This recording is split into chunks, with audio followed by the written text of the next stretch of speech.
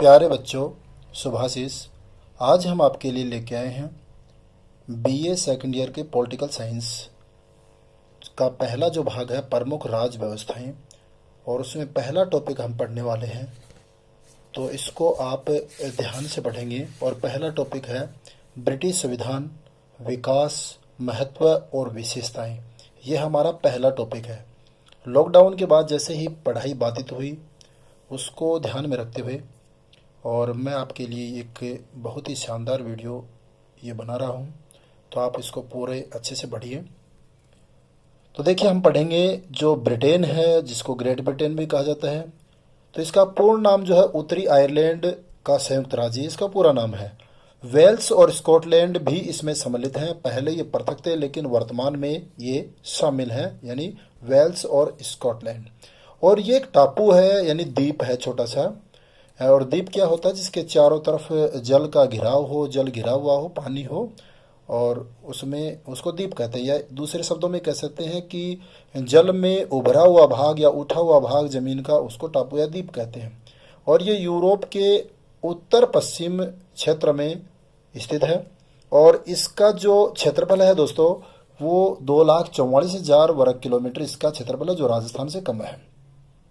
और इसकी जो जनसंख्या है वो है 6,50,00,000 जनसंख्या भी राजस्थान से इसकी कमी है। और देखिए, ब्रिटिश संविधान का जो विकास है वो कैसे कैसे हुआ। देखिए, एक बात तो ये है कि इसके बारे में जानेंगे कि सबसे प्राचीन और विकसित संविधान है। ये सबसे प्राचीन है, यानी दुनिया का सबसे प्राचीन। अगर ये आ जाए लिखित संविधान सबसे प्राचीन, तो अमेरिका करेंगे। लेकिन कुछ भी वर्ड नहीं दे, केवल प्राचीन संविधान के बारे में पूछे तो हमें ब्रिटेन का नाम देना है। ब्रिटेन या इंग्लैंड एक ही बात है। ब्रिटिश संविधान का जो इतिहास, उसको 6 युगों में हम विभाजित कर सकते हैं। तो 6 युग कौन कौन से हैं वो हम पढ़ेंगे। देखो, पहला है एंग्लो सैक्सन काल, और ये 5वीं सदी से 1066 तक का जो काल है उसको एंग्लो सैक्सन काल नाम दिया गया है। और इस काल में देखिए 2 प्रमुख संस्थाएं थी। एक तो थी नियंत्रित राजपद और स्थानीय स्वशासन। नियंत्रित राजपद यानी राजा का जो पद था वो नियंत्रित का मतलब ये है उस पर नियंत्रण था, यानी वो निरंकुश नहीं था। राजा की शक्ति यानी नियंत्रण में थी। और स्थानीय स्वशासन आप समझते हो, स्थानीय लोगों द्वारा अपने ही द्वारा शासन, वो स्थानीय स्वशासन है। स्थानीय स्वशासन का जैसे हमारे ये जो पंचायती राज है वो स्थानीय स्वशासन का उदाहरण है।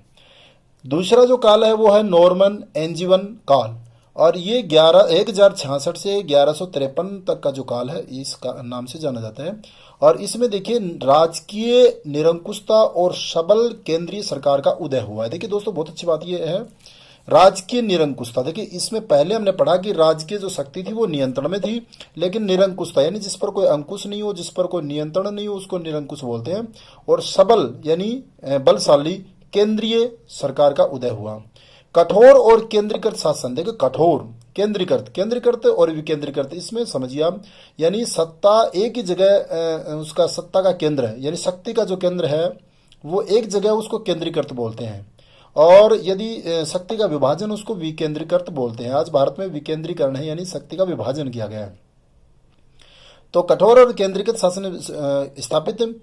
और इसमें देखो 2 संस्थाओं का उदय होता है, वो देखिए आप। 2 संस्थाएं कौन कौन सी हैं? एक तो है मैग्नम कॉन्सिलियम, ये अच्छे से पढ़िए, मैग्नम कॉन्सिलियम, जिसको महान परिषद कहा गया है। और दूसरा है क्यूरिया रेजिस। ये देखिए आप, जो क्यूरिया रेजिस है इसी को कालांतर में प्रीवी काउंसिल, और इसी प्रीवी काउंसिल को बाद में कैबिनेट का विकास हुआ, यानी इसी से कैबिनेट का विकास हुआ। क्यूरिया रेजिस जो है राज्य परिषद इसको कहते हैं हिंदी में। और ये छोटी है लेकिन अधिक प्रभावशाली है, यानी इससे महान परिषद से ये ज़्यादा प्रभावशाली है। इसके बाद देखिए, इसके आगे तीसरा जो है वो प्रकार है, वो है प्लेंटेगेनेट, और ये 1153 से 1399, और लंकास्ट्रियन काल जो है 1399 से 1445। ये दोनों ही कालों का जो लगभग सेम समानता है इसमें, इस कारण से इनको दोनों को एक साथ रखा गया है। और इसमें देखिए वैधानिक संस्थाओं को उदय, ये हमें उसका विकास पढ़ रहे हैं संविधान का। तो आप देखें वैधानिक संस्थाओं, वैधानिक का मतलब ये होता है कि नियमानुसार जिसको मान्यता प्राप्त हो उसको वैधानिक बोलते हैं। संस्थाओं का उदय हुआ। और जो क्यूरिया रेजिस, इससे पहले हमने पढ़ा है, क्यूरिया रेजिस के प्रशासन व न्याय संबंधी जो कार्य, उनको विभाजन यानी इनको अलग अलग कर दिया गया। एक प्रीवी काउंसिल और एक एक्सचेकर, ये दोनों अलग अलग किया गया। ये तीसरे में प्लेटगेनेट और लंकास्ट्रियन काल में। इसके बाद देखो जो राजा है उसको कर की आवश्यकता हुई, राजकोष में धन की कमी हुई, इस कारण से उन्होंने कर की व्यवस्था की, टैक्स की व्यवस्था की और उसके लिए एक नियम बनाया, एक सिद्धांत दिया, प्रतिनिधित्व के बिना कर नहीं। इस सिद्धांत का उदय हुआ, यानी प्रतिनिधित्व है तो ही उसके कर लिया जाएगा। तो इस तरह से प्रतिनिधित्व के बिना कर नहीं सिद्धांत का उदय जो है वो भी तीसरे चरण में हुआ है। अब इसी कालखंड में देखिए मैग्ना कार्टा या वर्त अधिकार पत्र, ये हम पढ़ेंगे। तो मैग्ना कार्टा अपने भारतीय संविधान में जो मूल अधिकार उसको मैग्ना कार्टा कहा जाता है, यानी अधिकार पत्र है। ये कब की बात देखिए, इसमें पढ़ेंगे हम 15 जून 1215 को अधिकार पत्र पर हस्ताक्षर किए गए। देखिए इसमें एक बात आती है, जो राजा था वो निरंकुश होता गया और उसके अत्याचार बढ़ते गए, तो जनता ने उसके विद्रोह कर दिया और उसको विवश किया अधिकार पत्र पर साइन करने, यानी हमें भी अधिकार दो, ये याद रखिए। इससे क्या हुआ, सामंत वर्ग का जो अधिकार थे, यानी कुछ लोगों को जो उच्च वर्ग के लोग थे उन्हीं को अधिकार था, वो अधिकार अब सामान्य जनता को भी मिलने लगी, यानी अधिकारों की मांग थी मैग्ना कार्टा के, अधिकारों की मांग। तो इस तरह से सामान्य जनता को मिलने लगे। मैग्ना कार्टा ने राजा की जो निरंकुशता उसको अंत किया। देखिए जब अधिकार मिलेंगे तो निश्चित रूप से जो निरंकुशता है जो उसका अंत होगा और एक मर्यादित राजतंत्र और विधि के शासन की स्थापना हुई। तो इसमें मर्यादित राजतंत्र यानी कि मर्यादा में रह करके, और विधि का मतलब है कानून, यानी कानून के शासन की स्थापना हुई। अब इसमें देखिए आप, ये तो हुआ मैग्ना कार्टा। अब पार्लियामेंट का उदय, यानी धीरे धीरे क्या हम उस ओर बढ़ रहे हैं, यानी आज का जो संविधान है उस संविधान की ओर हम बढ़ रहे हैं। अब इसी दौरान पार्लियामेंट का उदय हुआ। पार्लियामेंट हम संसद को कहते हैं।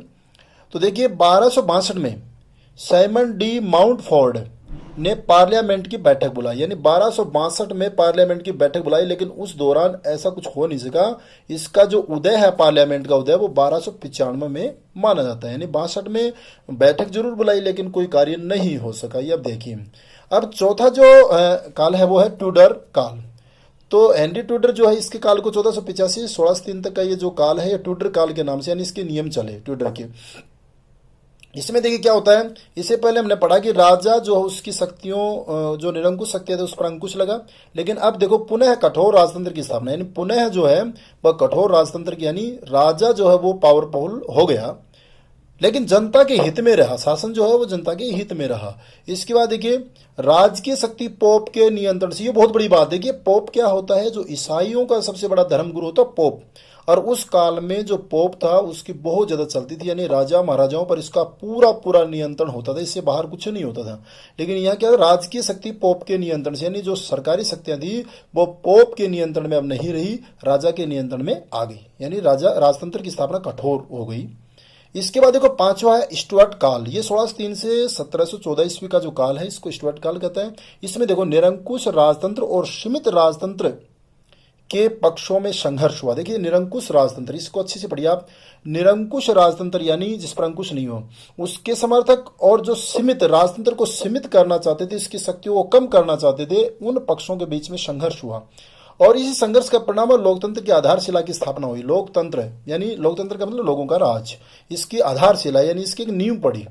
अब देखिए संसद के दबाव में चार्ल्स प्रथम, इस समय जो शासक था चार्ल्स प्रथम ने अधिकार याचना पत्र को स्वीकृति प्रदान की, यानी जन विद्रोह जो हुआ उसके दबाव में इसने स्वीकृति दे दी, लेकिन स्वीकृति के बाद वचन नहीं निभाया, यानी जो इसने स्वीकृति दी उसको वचन नहीं निभाया, इसलिए सम्राट की निरंकुशता के विरोध में और 1642 से 1645 तक गृह युद्ध चला, यानी गृह युद्ध समझ गए ना। तो इस तरह से उसके विरुद्ध एक गृह युद्ध चला इन दोनों पक्षों के बीच, जनता जो आपस में लड़ने लगे उसको गृह युद्ध कहते हैं। तो ये हमें ध्यान रखना है। अब देखिए इस गृह युद्ध के बाद गणतंत्र की स्थापना हम पढ़ेंगे। गणतंत्र की स्थापना, अब जैसे ही गृह युद्ध हुआ उस गणतंत्र 1649 में इंग्लैंड में राजतंत्र तथा लॉर्ड सभा का अंत कर क्रोमवेल की अध्यक्षता में गणतंत्र की स्थापना की। देखिए बहुत अच्छी बात है, गणतंत्र यानी लोगों, लोकतंत्र या गणतंत्र एक ही बात है, लोगों का राज, लोगों के द्वारा अपने लिए राज जो है वो गणतंत्र होता है। तो अब देखिए जैसे ही क्रोमवेल की मृत्यु हुई इसके साथ ही गणतंत्र की स्थापना जो हुई थी वो भी समाप्त हो गई। तो इस तरह से ये गणतंत्र की स्थापना जो समाप्त हो गई। अब पुनः राजतंत्र की स्थापना हो जाती है, इस बात से ये बात जुड़ी हुई है, पुनः राजतंत्र की स्थापना। अब देखिए गौरवपूर्ण क्रांति, इसी कालखंड में गौरवपूर्ण क्रांति जो है ग्लोरियस रिवॉल्यूशन ये होता है। ये क्या वो देखिए आप क्या है कि इसमें जो 1685 की बात है, ये चार्ल्स द्वितीय की मृत्यु के बाद उसका भाई जेम्स द्वितीय जो है वो शासक बना, यानी गद्दी पर बैठा। अब जैसे गद्दी पर बैठा इसने अत्याचार अनाचार ये करना शुरू कर दिया, जनता की उपेक्षाएं करनी शुरू कर दी। तो इसके बाद क्या होता है कि विलियम तृतीय के नेतृत्व में विशाल सेना ने इंग्लैंड पर आक्रमण किया, और इस आक्रमण में जो ये था जेम्स द्वितीय, इसका किसी ने साथ नहीं दिया, और इसको लगा कि कोई भी आप मेरे साथ नहीं है, तो वो क्या किया, बिना ही युद्ध किए वो फ्रांस भाग गया जेम्स द्वितीय। और इस प्रकार बिना किसी रक्तपात के वांछित परिवर्तन हो गया, यानी जो जनता उसे छुटकारा पाना चाहती थी वो छुटकारा उसको मिल गया।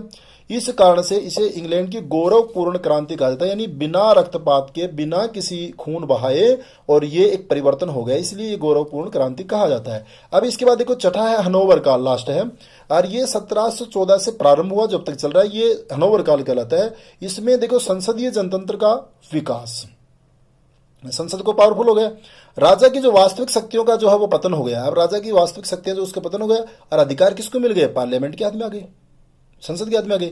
मंत्रिमंडलीय जो व्यवस्था है, प्रणाली है, उसका विकास हुआ, और लोक सदन का लोकतंत्रीकरण, यानी लोक सदन जो था उसमें लोकतंत्रीकरण, यानी लोगों का जो राज है, लोगों के लिए राज लोकतंत्र है, उसको बढ़ावा दिया गया।